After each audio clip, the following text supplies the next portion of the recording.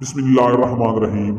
आप देख रहे हैं देसी ट्यूब। आज की इस वीडियो में हम आपको हम बिस्तरी का एक इस्लामी और सही तरीके के बारे में बताएंगे जिससे मर्द और औरत दोनों ही सेटिस्फाई हो सकते हैं। इस तरीके को बादशाह का तरीका भी कहा जाता है। पूरी दुनिया में सबसे ज़्यादा मशहूर, आम और ज़्यादा इस्तेमाल होने वाला तरीका यही है।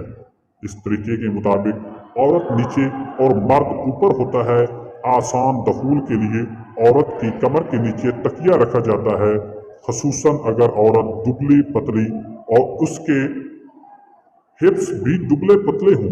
इस तरीके में मर्द औरत की दोनों टांगों के दरमियान घुटनों के बल बैठता है।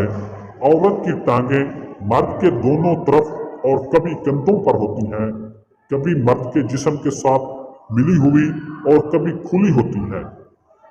टांगें खुली हों तो दखूल ज़्यादा आसान हो जाता है। नंबर 1, इस तरीके में दखूल आसानी से होता है। इस तरीके में हमल ठहरना निस्बतन आसान होता है, यानी हमल ठहरने के चांस ज़्यादा होते हैं। वो मर्द जिनके जिगर को तनाव कम हो उनके लिए बहुत मुफीद है। इस तरह के दखूल में अमूमन डकर फ्रिज से बाहर नहीं निकलता। गहरे दखूल और छोटे डकर के लिए ये एक मौसर तरीका है। जिनसी माहिरीन के मुताबिक दोनों के जल्द इंजाल के लिए एक मुफीद तरीका है।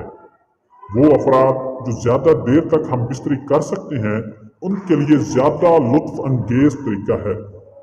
इस तरीके में खावंद बीवी के हसास तरीन हिस्सों को आसानी से मुश्तइल कर सकता है।